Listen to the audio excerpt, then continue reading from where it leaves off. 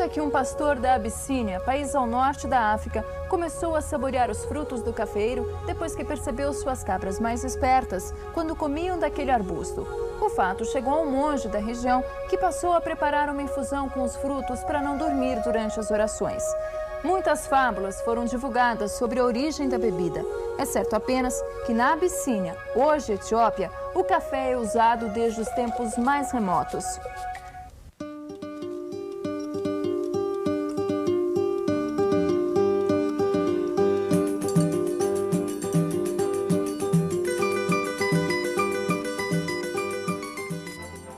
A Itália foi o primeiro país da Europa a experimentar o café.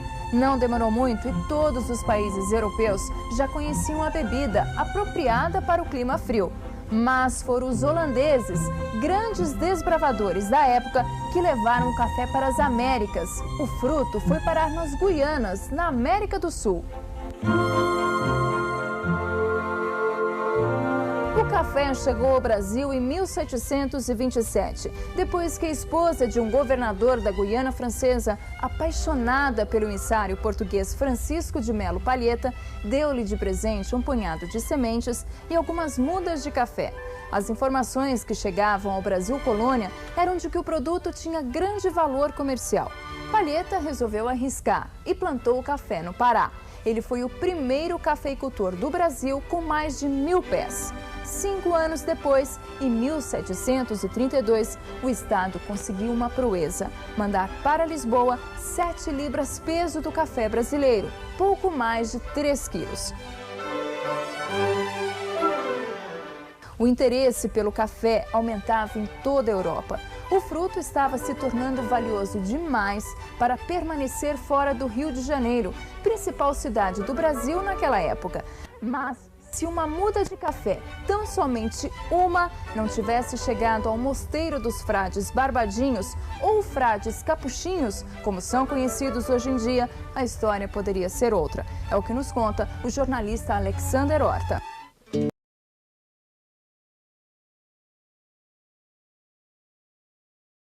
A história do café no Rio de Janeiro tem início em 1760, quando o desembargador João Alberto Castelo Branco recebeu do Maranhão 4 mudas de café. A primeira foi plantada pelo próprio desembargador. A segunda, entregue a um agricultor holandês interessado na cultura do café aqui no Rio. A outra muda foi para o convento das Carmelitas. E a quarta e última muda, entregue aos frades barbadinhos, atualmente os capuchinhos. Esta última muda foi a única que floresceu e frutificou. E deste cafeeiro surgiram as lavouras de café do Rio de Janeiro. A história do café deve muito aos capuchinhos.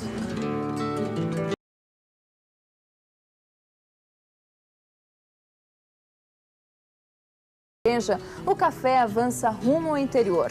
A marcha começa para não parar mais. E junto com ela, acontece uma verdadeira revolução tecnológica.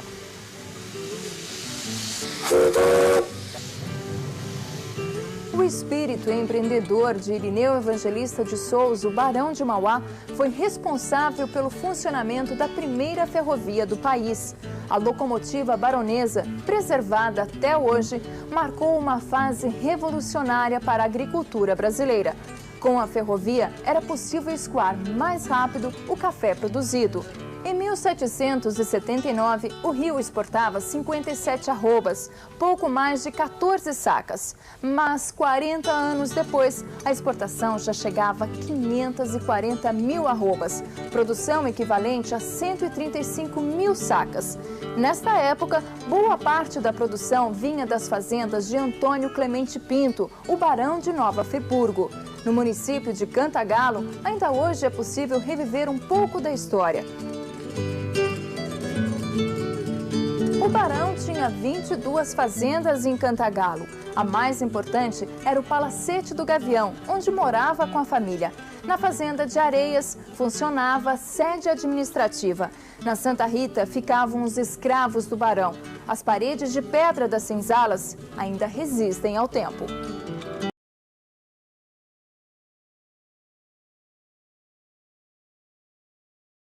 No início do século XIX, o transporte do café era feito pelas tropas em lombos de mula. um transporte demorado e que representava, no mínimo, 1/3 do custo de produção do café.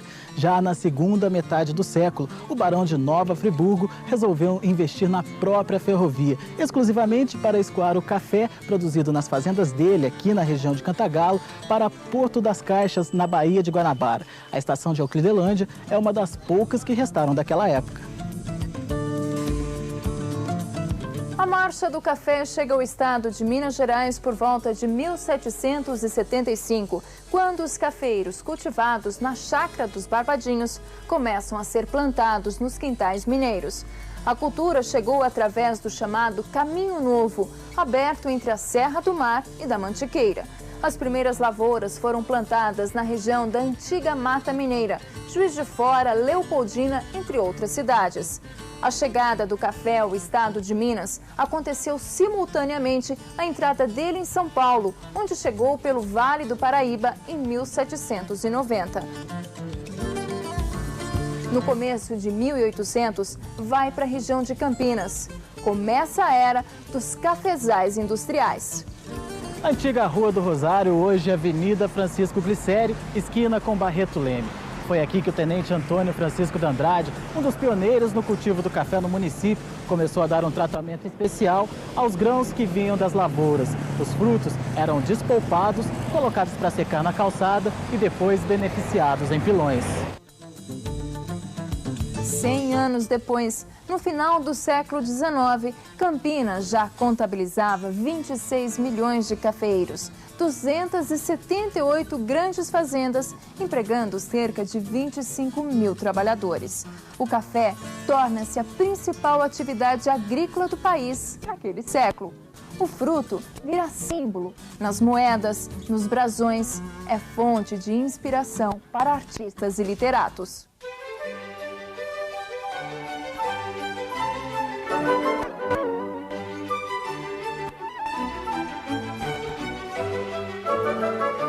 Dos livros que falam sobre o café, um chama a atenção. Escrito em 1847 pelo barão de Pati do Alferes, o livro Memórias sobre a fundação de uma fazenda na província do Rio de Janeiro relata passo a passo os cuidados com a lavoura de café. A obra, dedicada ao filho do barão, o ensinaria como cuidar dos cafezais da família quando retornasse dos estudos na Europa. No livro, é possível encontrar dicas que vão do plantio à comercialização do café.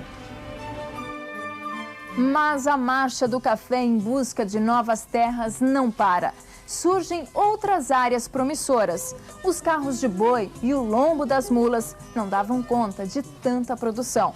As estradas de ferro orientam a direção de novas lavouras. A Santos Jundiaí incrementa a exportação. A cidade de Santos cresce com os negócios do café. Na Rua do Porto são construídos os sobrados que vão servir como escritórios e armazéns para os comerciantes.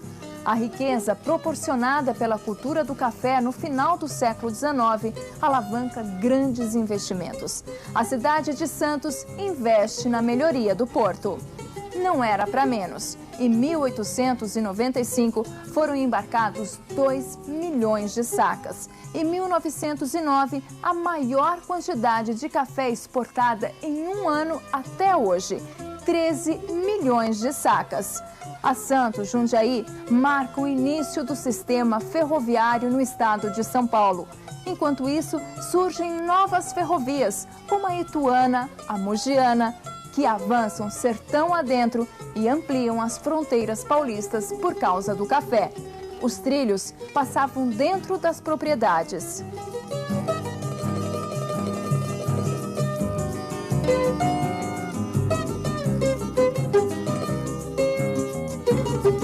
No oeste paulista, as cidades surgem do dia para a noite, em pleno sertão. A fertilidade das novas terras e a relativa facilidade de comunicação atraem para os sertões grandes levas de imigrantes. A região de Lins cresce e se desenvolve com o cultivo das lavouras de café. E é justamente para trabalhar nessas lavouras que chegam, a partir de 1915, pelos trilhos da Noroeste, as primeiras famílias de imigrantes japoneses na região.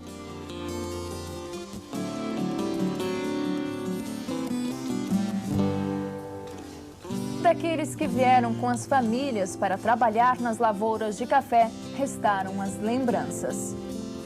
Bem, quando eu cheguei aqui em Santos, ainda tem um pouquinho de lembrança. E entrei no lugar onde se recolhe o imigrante, né? Na casa lá, ainda tem uma pouquinho de lembrança. Eles vieram da Europa com uns naviozinhos, né? Aqueles naviozinhos pequenos. Eu vim com pai, mãe, né? E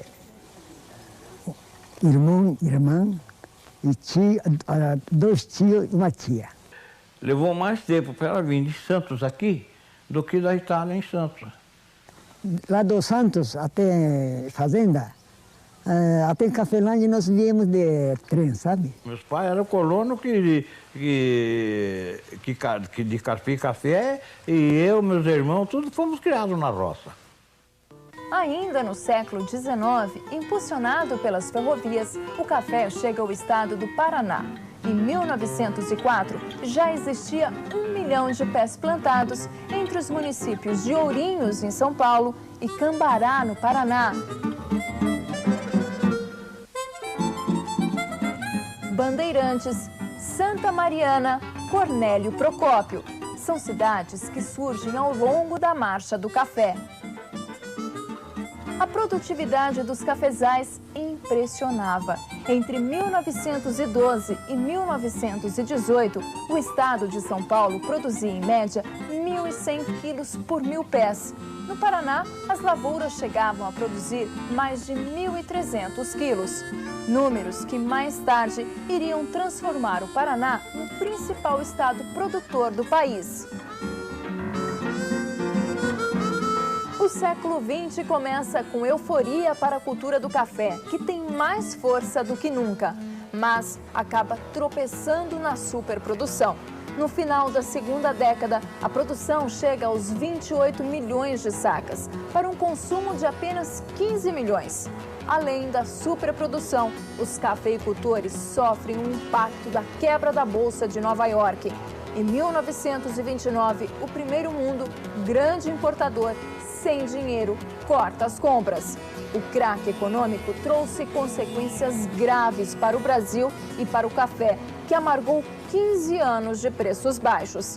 Muitos cafeicultores faliram e a superprodução de café sem consumo levou o governo Vargas a queimar 80 milhões de sacas. A cafeicultura vai se estabilizando lentamente. Os institutos de pesquisas dão início a um plano de estudos biológicos e agronômicos do cafeeiro para o melhoramento e renovação dos cafezais. Novas variedades são testadas. Até então, os cultivares mais conhecidos na época eram arábica, amarelo de Botucatu, Sumatra, bourbon vermelho, bourbon amarelo, maragogipe, caturra e, mais tarde, o mundo novo e o catuaí. O importante era chegar a sementes melhoradas, que fossem rústicas e produtivas. Na década de 60, cerca de 2 bilhões de pés de café são erradicados através dos programas oficiais do governo. Isso porque a balança novamente se invertia e as super safras poderiam mexer com o mercado. Mas o Brasil erradicou tanto café que perdeu espaço no comércio mundial. Na década de 70, a média anual da produção brasileira não chegava a 20 milhões de sacas, insuficiente para suprir as cotas de exportação, consumo interno e indústria. Diante de quadro tão desolador, surge no Espírito Santo, bem no começo dos anos 70, a cafeicultura do Conilon. No início, os órgãos oficiais condenaram a nova espécie e até proibiram o financiamento para o plantio de suas lavouras. Mas o fruto deste tipo de cafeeiro propiciava uma bebida neutra, que poderia ser misturada a outros cafés sem alterar o sabor da bebida. Da cafeicultura capixaba surge a Real Solúvel do Brasil. As indústrias de cafés solúveis consolidam assim uma demanda firme para o Conilon. Mas, enquanto o Espírito Santo renovava seu parque cafeeiro, as lavouras que sobraram no resto do país começaram a ter sérios problemas por causa do ataque de pragas e doenças. surge a ferrugem, um fungo desconhecido que ataca a área foliar da planta, provocando o definhamento do cafeeiro. A ferrugem se alastra rapidamente pelos cafezais. Grandes infestações por bicho mineiro e a broca agravam ainda mais a situação. Para combater estas pragas e principalmente a ferrugem, o cafeicultor recorria a pulverizações de vários inseticidas e também fungicidas à base de cobre, o que exigia muitas aplicações durante o ano todo. Os pesquisadores buscam tecnologias novas, menos prejudiciais ao homem, mais eficientes no campo.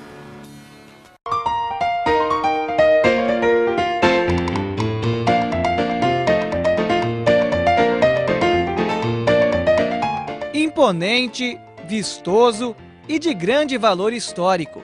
Assim poderíamos definir o prédio da antiga Bolsa Oficial do Café, em Santos. Aqui aconteceram as negociações mais importantes da economia brasileira, entre os anos 20 e 40, período em que o café ainda era o principal produto de exportação do país. A riqueza trazida pelos grãos foi traduzida em luxo e requinte da arquitetura do prédio, concluído em 1922. A torre, com mais de 40 metros de altura, carrega um legítimo relógio inglês. O piso de mármore italiano, cheio de mosaicos, foi feito por uma família vinda especialmente da Itália. Isso sem falar da beleza das esculturas, dos vitrais e dos quadros. Tudo original e muito bem conservado, que parece nos levar a uma viagem no tempo. Este é o espaço onde aconteciam os pregões. Aqui ficava o presidente da sessão e nas cadeiras em volta ficavam os corretores, que em alta voz e em meio a muita confusão negociavam o preço do café de acordo com a cotação, que mudava a todo instante. Os exportadores de café também podiam assistir aos pregões, mas não podiam participar. E aí começava um verdadeiro show de mímica. Lá de cima, eles orientavam através de gestos os corretores, comunicando se deveriam aumentar ou diminuir as vendas. E o curioso é que os concorrentes não poderiam saber o que estava sendo comunicado. Por isso, cada exportador e cada corretor tinha os seus próprios sinais de comunicação. A bolsa funcionou até o final da década de 50. Nos anos seguintes, o prédio recebeu outras atividades e chegou a ficar abandonado por muito tempo. Depois de uma grande reforma concluída em 98, o edifício foi cedido pelo governo do estado de São Paulo para se tornar o primeiro museu do café do país, idealizado e mantido por uma associação de empresários do ramo cafeeiro. A ideia surgiu em 1997, através do corretor Eduardo Carvalhais, que é de uma família muito tradicional do café de Santos. Ele foi contatado por alguns arquitetos que disseram a ele do estado em que se encontrava o prédio em si, e ele, através do governador Mário Covas, que era santista, conseguiu o apoio necessário, criou-se uma organização social, que é a Associação dos Amigos do Museu do Café, que é composta por vários segmentos do café, desde a indústria do café, torrefação e moagem, indústria do café solúvel, os centros de comércio de café de Vitória, do Rio de Janeiro, de Varginha, a Bolsa de Mercadorias de São Paulo, a Associação Comercial de Santos, enfim. Vários segmentos se uniram, constituíram essa OS que hoje mantém o Museu do Café.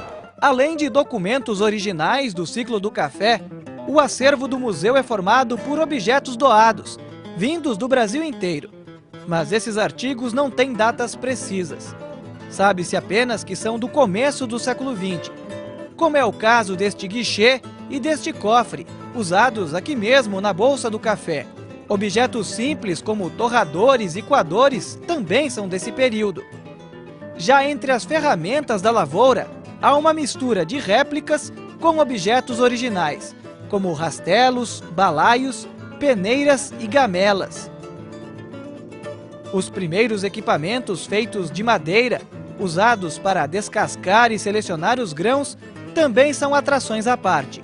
E nada chama mais a atenção do que o espaço que recorda na prática o que era vivido no passado. Aqui o boneco leva as sacas de café para a balança. Ao fundo do pátio está a sala completa de um corretor. Tudo fielmente montado como era na época. História, nostalgia e beleza que também podem ser experimentadas pelo paladar. O Museu do Café teve ainda o privilégio de contar com uma cafeteria especial, onde nós oferecemos vários cafés do nosso Brasil, de várias regiões. São cafés como, por exemplo, da Mogiana, do Cerrado, do sul de Minas, enfim, de vários locais, onde as pessoas então podem apreciar a diversidade dessas qualidades que aqui nós temos.